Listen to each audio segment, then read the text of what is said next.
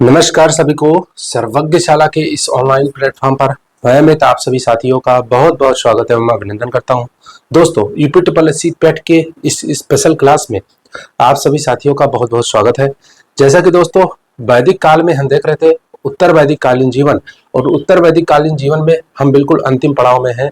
आज इस टॉपिक को हम कंप्लीट करेंगे और इस तरह से यह बहुत ही हॉलिस्टिक तरीके से यह हमारी क्लास कंप्लीट हो जाएगी। जैसा कि इससे पहले जो हमारी क्लासेस हुई हैं उसको अगर आपने नहीं देखा है तो उसको जरूर देखिएगा, क्योंकि बहुत डिटेल में हमारी क्लासेस चल रही हैं।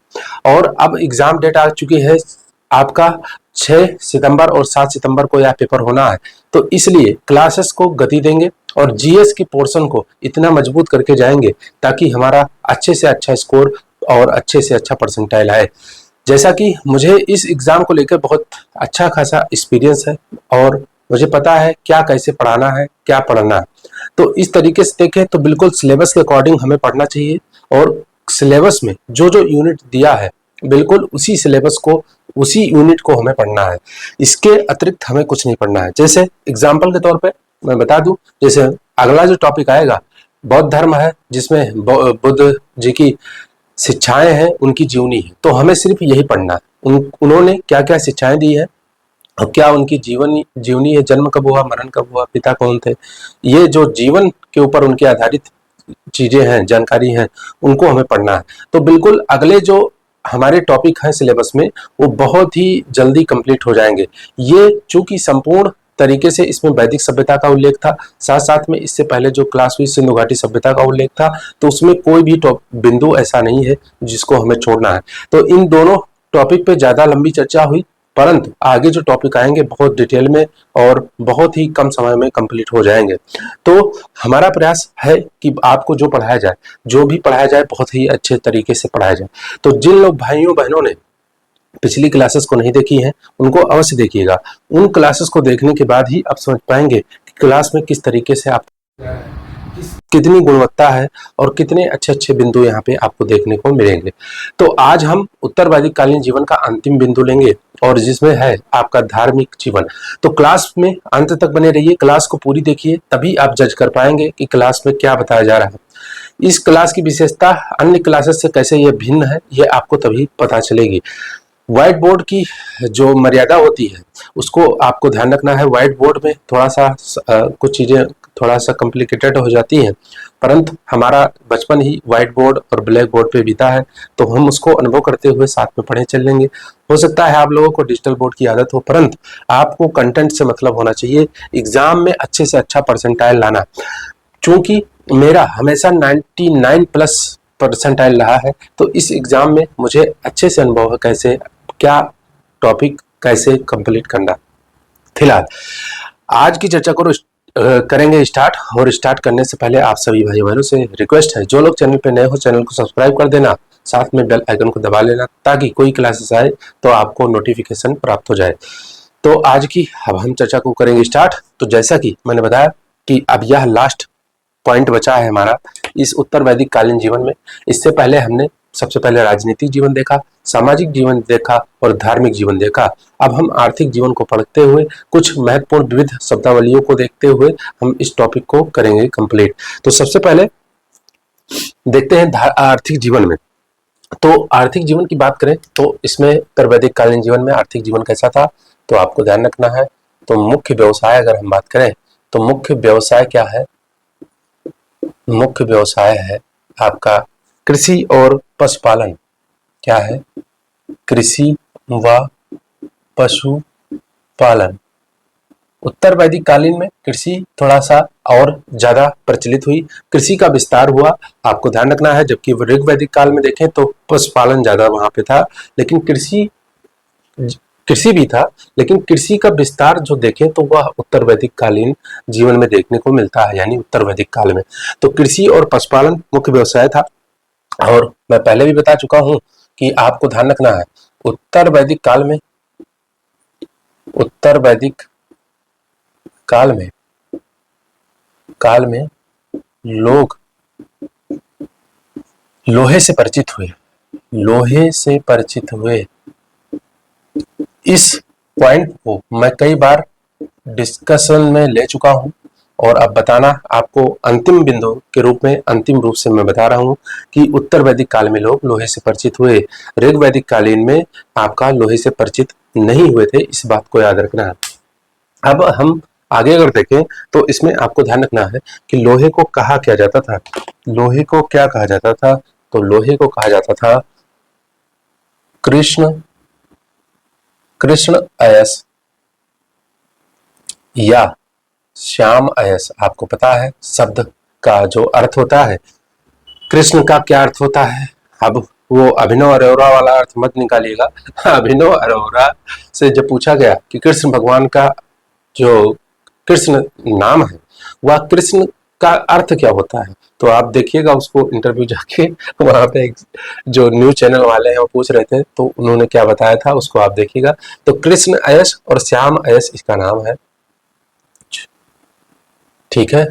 इसको कहते थे आपका लोग जो है लोहे को कृष्ण अयस या श्याम अयस कहते थे, क्योंकि कृष्ण भगवान का रंग भी माना जाता है कि वो थोड़ा सा सांवला या काला टाइप का था। तो उसी से आपको पता भी होना चाहिए कि लोहे का रंग भी कैसा होता है, काला होता है। तो श्याम अयस या कृष्ण अयस इसको कहा जाता था, किसको? लोहे को कहा जाता था। अगर बात करें तो यहाँ पे तांबे तांबे का भी प्रयोग होता था। तांबे को लोहित लोहित अयस कहा जाता था। क्या कहा जाता था? लोहित अयस कहा जाता था।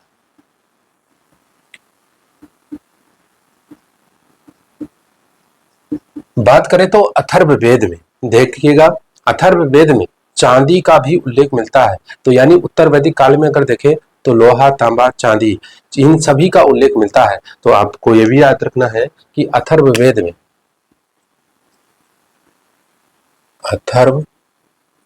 में चांदी का भी उल्लेख मिलता है। और अथर्ववेद कब लिखा गया? उत्तर वैदिक काल में।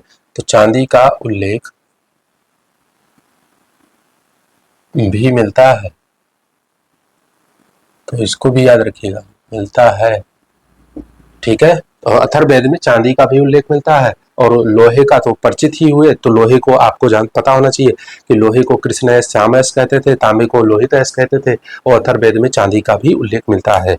तो इतनी बातें आपको ध्यान रखनी है। ये आपके धातु अधातु हो गए। और अगर हम बात करें तो आगे अगर बढ़े तो आगे आपको ध्यान रखना है कि अगर बात करें मुद्रा की तो ऋग्वैदिक काल में, उत्तर वैदिक काल में 3 प्रकार की मुद्राएं प्रचलित थी। कितनी? 3 प्रकार की मुद्राएं प्रचलित थी। कौन कौन सी? तो पहली ध्यान रखिएगा, पहली की बात करें तो इसमें नाम मिलता है, आपको ध्यान रखना है कि इसका नाम है कृष्णल। क्या नाम है? कृष्णल।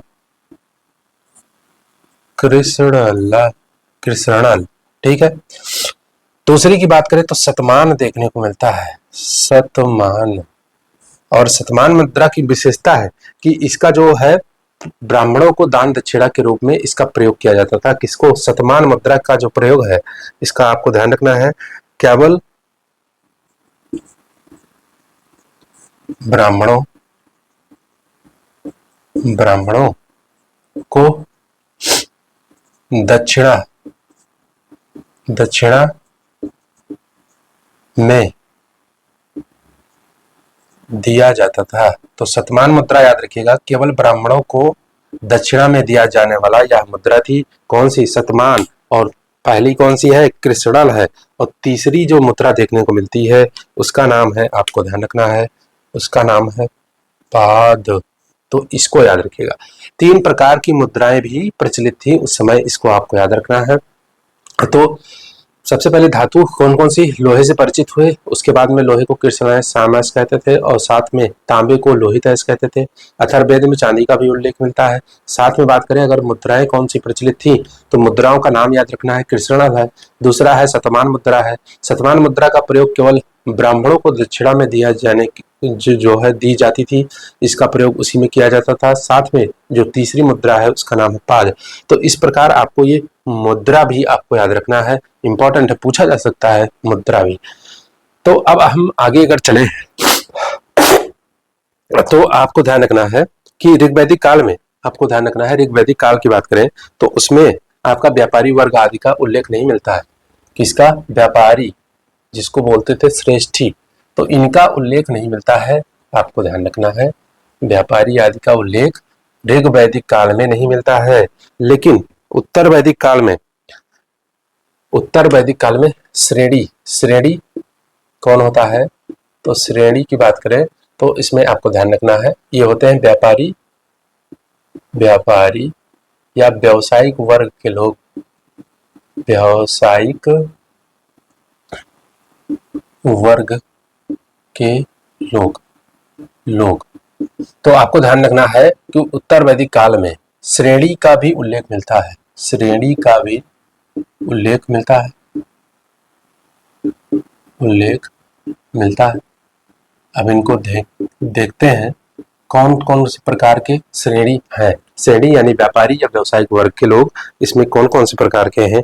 तो आपको ध्यान रखना सबसे पहला नाम मिलता है श्रेष्ठी।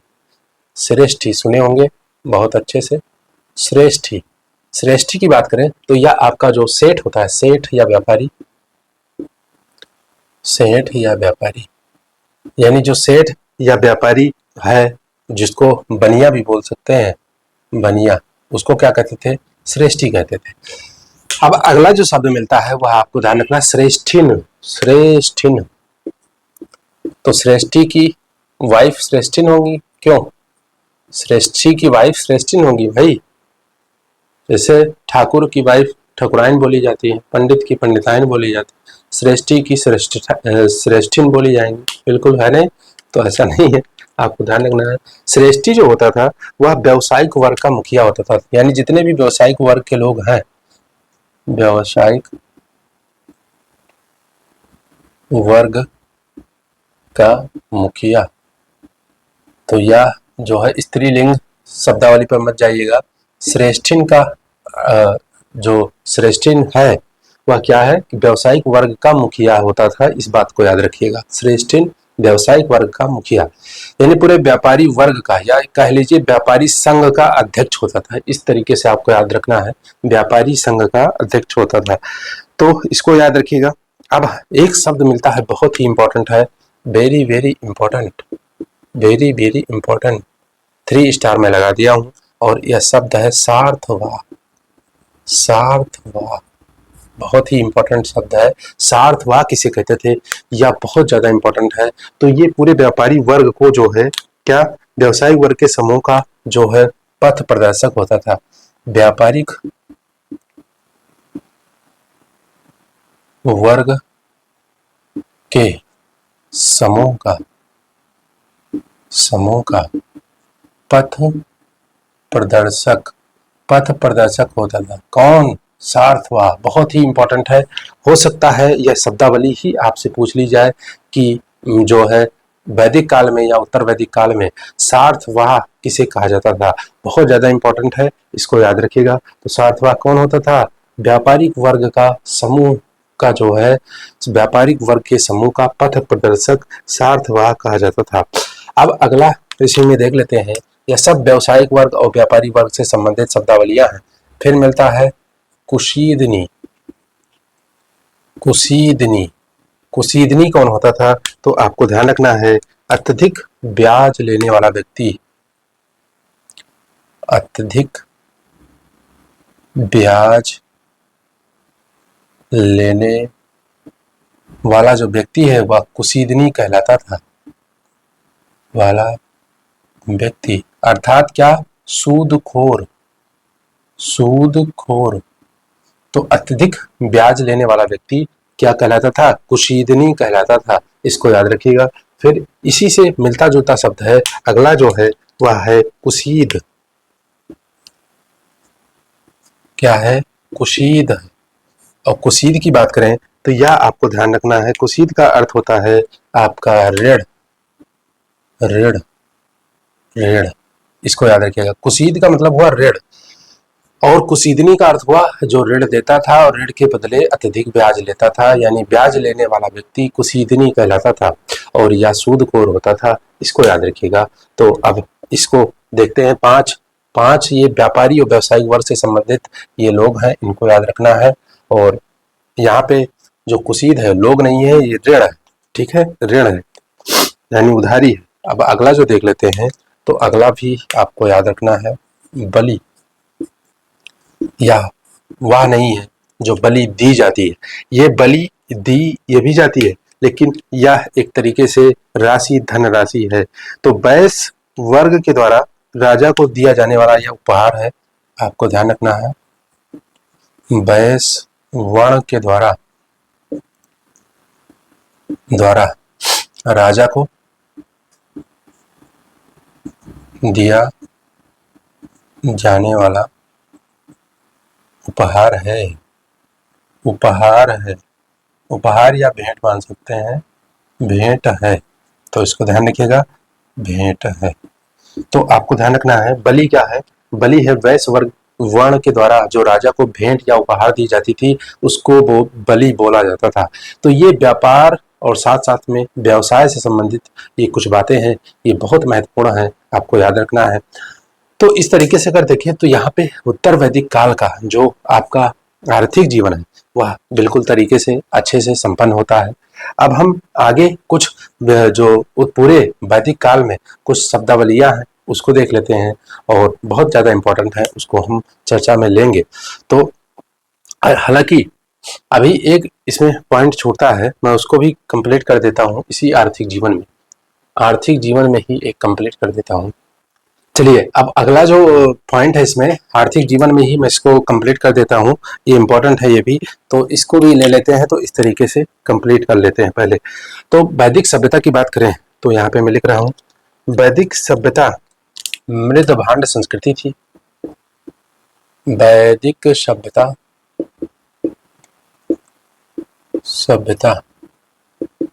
मृद भांड जानते हैं, मिट्टी के बर्तन जो होते हैं मृद भांड बोला जाता है।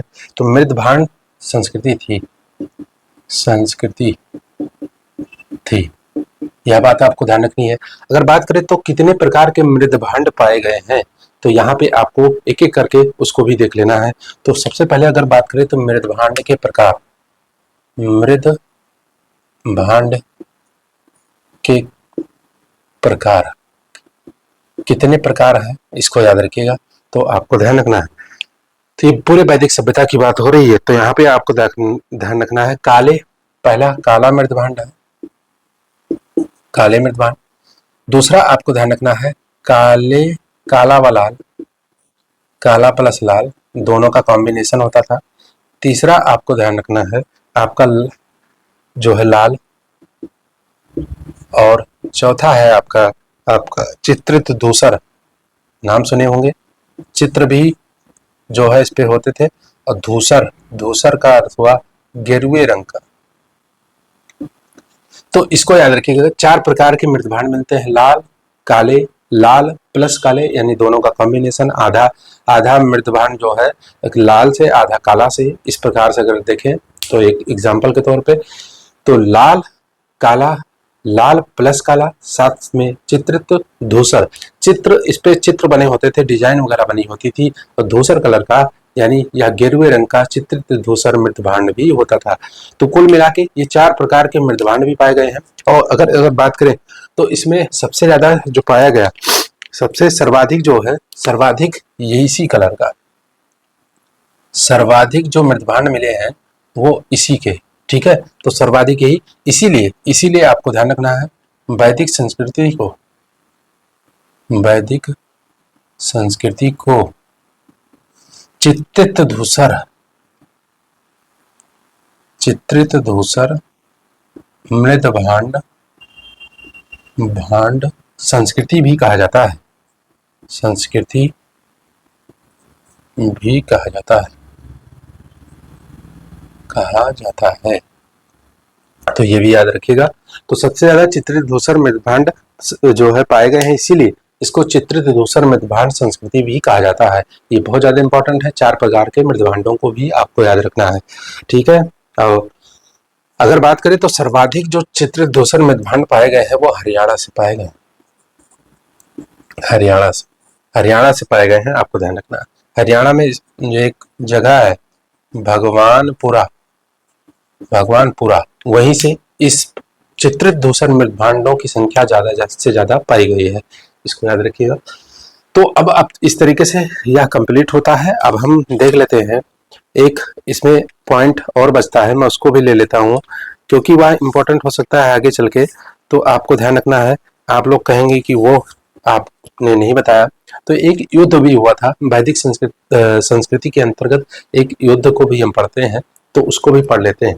तो एक युद्ध है, इसमें आपको ध्यान रखना है।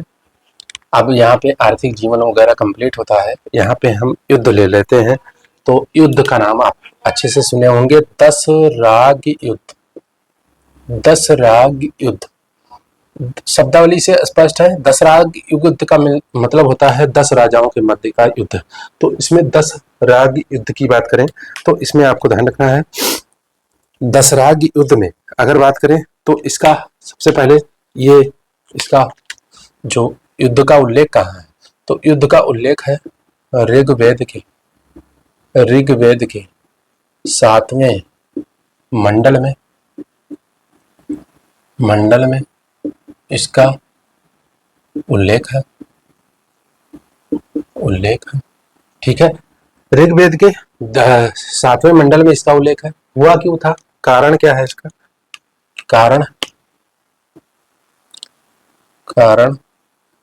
तो कारण की बात करें तो आपको ध्यान रखना है, राजा सुदास ने विश्वामित्र को,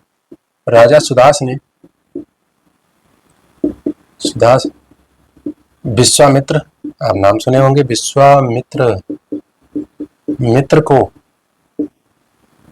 मित्र को राजपुरोहित, यानी राजा के जो पुरोहित थे, राजा के पुरोहित के रूप में थे विश्वामित्र, राजपुरोहित के पद से हटा दिया, हटाकर वशिष्ठ जी को नियुक्त किया। तो इससे क्या हुआ, नियुक्त किया, इससे विश्वामित्र जी ने अपमान महसूस किया, ठीक है, इससे विश्वामित्र जी ने अपमान महसूस किया और उसी के परिणाम में क्या हुआ कि विश्वामित्र ने जो है यह युद्ध की तैयारी की। और इसमें अगर बात करें तो इसमें आपका युद्ध में मेध नाम का व्यक्ति, मेध के नेतृत्व में कुल 10 जनों ने, जन क्या होते हैं मैं स्टार्टिंग में ही बता चुका हूँ, वैदिक कालीन जीवन में पढ़ा रहे थे, तो जब प्रशासनिक राजनीतिक इकाइयां देख रहे थे तो वहां मैंने बता दिया था जन, तो 10 जनों ने भाग लिया। अब इस जन में बात करें तो इसमें आर्य लोग भी थे और अनार्य लोग भी थे, यानी आर्य भी थे और अनार्य लोग भी थे। तो मेध के नेतृत्व में आपको ध्यान रखना है, मेध की अध्यक्षता में 10 जनों का संगठन बनाया विश्वामित्र जी ने और यह युद्ध हुआ। तो किसके विरुद्ध हुआ, आपको ध्यान रखना है भाई, किसके विरुद्ध होगा, राजा सुदास के विरुद्ध हुआ यह युद्ध। तो विश्वामित्र ने यह संगठन बनाया था मेध के नेतृत्व में या मेध की अध्यक्षता में, 10 जनों ने इसमें भाग लिया इस संगठन में, और इस संगठन ने मिलकर राजा सुदास के विरुद्ध युद्ध लड़ा। अगर बात करें तो युद्ध की बात करें तो युद्ध लड़ा कहाँ गया था, तो युद्ध लड़ा गया था परसुड़ी नदी के किनारे, परसुड़ी नदी, और ये परसुड़ी नदी को मैंने नदी भी बता दिया है आपको कि यह इसका वर्तमान नाम है रावी नदी। रावी नदी के तट पर हुआ, तट पर यह लड़ा गया, किसके मध्य, विश्वामित्र के जो है निर्माण किया गया विश्वामित्र के द्वारा, 10 जन इसमें शामिल थे, यह लड़ा गया। अब अगर बात करें तो इसका परिणाम क्या होता है, परिणाम की बात करें, तो परिणाम इसमें राजा सुदास विजयी हुए,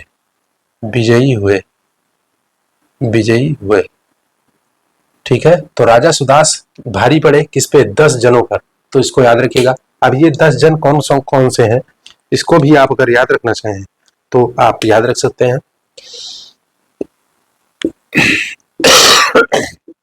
ये 10 कौन से हैं? तो आपको ध्यान रखना है पुरु, यदु, तुर्वस, आपका तुर्वस, पुरु, यदु, अनूप, तुह, दुर। ये आपका देखें तो ये पुरु, यदु, तुर्वस, अनूप, दो है। ये आपके जो थे ये आर्य लोग थे। कौन थे? आर्य। ये आर्य लोग थे। फिर बात करें तो 5 हो गए। अब इसमें अगले जो है वह है अकिन मिलता है। अकिन या ये इसमें पख्त, अकिन, पख्त, सिवी, सिवी। और बात करें तो बिषाणनी, बिषाणनी। और उसके बाद बात करें तो मिलता है भालनी, भालनी, भालनी नहीं, भलानस। क्या नाम मिलता है? भालानस। तो इस प्रकार 1 2 3 4 5, हाँ 5 हो गए। तो ये जो है ये अनार्य लोग थे, अनार्य लोग थे। तो ये इसमें अगर बात करें तो जो राजा सुदास के विरुद्ध 10 जनों का समूह हुआ, इसमें आर्य भी थे और अनार्य भी थे। और ये आपको याद रखना है 10 जनों के नाम है, ये जन है, कबीले, और इन कबीलों के नाम है। तो राजा सुदास की अगर बात करें तो राजा सुदास किस वंश से संबंधित थे? तो राजा सुदास की बात करें तो राजा सुदास त्रिशु, त्रिशु वंश, त्रिशु वंश से संबंधित, वंश से। तो इसको भी याद रखिएगा, त्रिशु। ठीक है, त्रिशु है, ऐसे है त्रिशु। ठीक है, तो त्रिशु वंश से संबंधित थे राजा सुदास। तो इस प्रकार आपको याद रखना है। तो भरत राजा सुदास के मध्य और इसमें 10 जनों के विरुद्ध यह युद्ध लड़ा गया था। राजा सुदास अंतिम रूप से विजयी हुए थे। तो इस प्रकार दसरा की युद्ध भी याद रखना है। अब हम पढ़ेंगे आगे। अब हम देखेंगे कुछ महत्वपूर्ण शब्दावलियों को। कुछ शब्दावली हैं जो आपके वैदिक काल से संबंधित है और इनकी चर्चा आवश्यक है, बहुत ही इंपॉर्टेंट है। बार बार ये एग्जाम में पूछी जा रही है, तो इनको आपको ध्यान रखना है। कुछ पूछी गई है, कुछ नहीं पूछी गई है, हो सकता है आने वाले एग्जाम में ये पूछी जाए, तो आपको ध्यान रखना है। अब हम शब्दावलियों को कुछ देखेंगे, फटाफट आपको याद रखना है। तो पहले शब्दावली देख लेते हैं कौन कौन सी हैं। शब्द है, और शब्द की बात करें तो इसका अर्थ क्या है? अर्थ, शब्द और अर्थ। तो इसमें आपको ध्यान रखना है। तो पहला शब्द आपके सामने मैं लिख रहा हूं, तो इसका नाम है ब्रिक या अच्छन, ब्रिक या अच्छन, अच्छन। इसका अर्थ क्या होता है? ये होता है बैल, बैल। आपको ध्यान रखना, ब्रिक या अच्छन क्या है? बैल है। उसके बाद बात करें तो आपको ध्यान रखना है, आपको दूसरा है अवी। अभी क्या है? अभी आपको याद रखना है, यह है भेड़, भेड़। तीसरा आपको याद रखना है अजा, अजा क्या है? बकरी, बकरी। तो ये याद रखना है। अष्टकर्णी, अष्टकर्णी, अष्टकर्णी क्या है? गाय है। और इसको अगन्या भी बोला जाता है, ना मारने योग्य। आपका इसका अर्थ होता है अगन्या, अगन्या भी बोला जाता है, अष्टकर्णी भी बोला जाता है। तो ब्रिक, अवी, अजा और अष्टकर्णी, इसको याद रखिएगा। अब हम बात करें तो इसमें आपको याद रखना है एक शब्द है करीच, करीस, करीस, करीस आपको याद रखना है। करीस या इसको सकृत भी बोलते हैं, सकृत। ये होता है गोबर। क्या होता है? गोबर। इंपॉर्टेंट है, आपको याद रखना है। गोबर या गोबर की खाद होती है, उसको बोलते हैं सकृत या करीस। उसके बाद बात करें तो छठा आपको याद रखना है उर्वरा। उर्वरा आपको पता होना चाहिए, मैं बता भी चुका हूं पहले भी। जुता हुआ खेत, जुता हुआ खेत, जुता हुआ खेत। या कृषि योग्य भूमि भी हो सकती है, कृषि योग्य भूमि, कृषि योग्य भूमि। उसके बाद बात करें तो आपको याद रखना है सातवां, पहले मैं बता चुका हूं, उर्वरा हो गया। और फिर आपको याद रखना है सीता, तो ये क्या होती है, हल से बनी नालियां, हल से बनी नालियां, नालियां। फिर उसके बाद आपको याद रखना है आठवां, आपको याद रखना है उर्दर, उर्दर या उर्दरा, उर्दर या उर्दरा, ये बता चुका हूं पहले भी। तो ये क्या होता है, अनाज मापने का यंत्र, अनाज मापने का पात्र या बोलिए यंत्र, पात्र है, ठीक है, इसको ध्यान रखिएगा। उर्दर या उर्दरा बोलते हैं। सीता हल, खिल भूमि क्या होती है, आप लोग कमेंट बॉक्स में जरूर बताइएगा, पहले भी बता चुका हूँ, ठीक है। अब बात करें तो आपको याद रखना है तसर, तसर, नौवां है तसर, तसर। तसर की बात करें तो यह होता है आपका चरखा, सूत काटने वाला चरखा। उसके बाद बात करें तो फिर 10वां ले लेते हैं, अंतिम 10वां आपको बात याद रखना है परजन्य, परजन्य, परजन्य का अर्थ होता है बादल, बादल। तो इस प्रकार बस 10 शब्दावली लेते हैं, और साथ में इससे पहले भी कई शब्दावलियां मैं करवा चुका हूं, उसको याद रखिएगा और इसको याद रखिएगा। तो इस तरीके से अगर बात करें तो बहुत ही डिटेल के साथ, बहुत ही गहनता के साथ यह हमारा टॉपिक कंप्लीट होता है। अब आने वाले जो टॉपिक हैं, जैसे मैं एग्जाम्पल के तौर पे बताऊं, जैसे बौद्ध धर्म पढ़ना है तो बौद्ध में सिर्फ बुद्ध की शिक्षाएं, बुद्ध का जीवन या जीवनी। उसके बाद आपका जैन धर्म पढ़ना है तो जैन धर्म में भी वही है, महावीर जैन का जीवनी पढ़ना है, साथ साथ में उनकी शिक्षाएं पढ़नी है। उसके बाद मौर्य काल में जाएंगे तो सिर्फ हमको क्या पढ़ना है, अशोक का समय पढ़ना है, अशोक का काल पढ़ना है। ऐसे ऐसे बहुत ज़्यादा एकदम पर्टिकुलर डिफाइंड सिलेबस है, तो उसमें ज़्यादा अब समय नहीं लगेंगे और उसको हम बहुत डिटेल में करते हुए जल्दी जल्दी कंप्लीट करेंगे। तो आज की चर्चा आप सबको कैसी लगी कमेंट बॉक्स में ज़रूर बताना है आपको। अगर सेशन पसंद आया हो तो कम से कम 10 फ्रेंड्स को के साथ अपने इसको शेयर करिए, और शेयर करने के साथ देखिए क्या है, गिव एंड टेक का जमाना है। अगर आप लोग सपोर्ट करेंगे तभी हम आपको कुछ डिलीवर्ड या गिफ्ट कर पाएंगे, यानी आपको हम तभी कुछ दे पाएंगे जब आपका सपोर्ट होगा, साथ साथ में आपका जो है सहयोग होगा। आपका सपोर्ट सहयोग इसलिए आवश्यक है ताकि हमको निरंतर मोटिवेशन मिलता रहे, यानी कि हम जो कार्य कर रहे हैं वह सार्थक हो रहा है या नहीं। अगर या नहीं हमें पता चलेगा तो हमारे फिर अंदर थोड़ा सा आलस्य आ जाएगा। तो इस प्रकार आप सभी भाइयों का अभी तक का बहुत अच्छा सहयोग रहा है, आगे निरंतर सहयोग करते रहिए। दोस्तों से पार्टी के साथ इसको शेयर करिए, सेशन पसंद आए तो लाइक कर लेना, और साथ में कमेंट बॉक्स में अपना फीडबैक प्यारा सा एक डाल देना। तो चलिए अब मिलते हैं नेक्स्ट चर्चा में, देखेंगे हम बौद्ध धर्म को देखेंगे और बहुत ही डिटेल के साथ देखेंगे। तो मिलेंगे नेक्स्ट चर्चा में, तब तक के लिए आप सभी भाइयों बहनों को राधे राधे, जय श्री कृष्ण।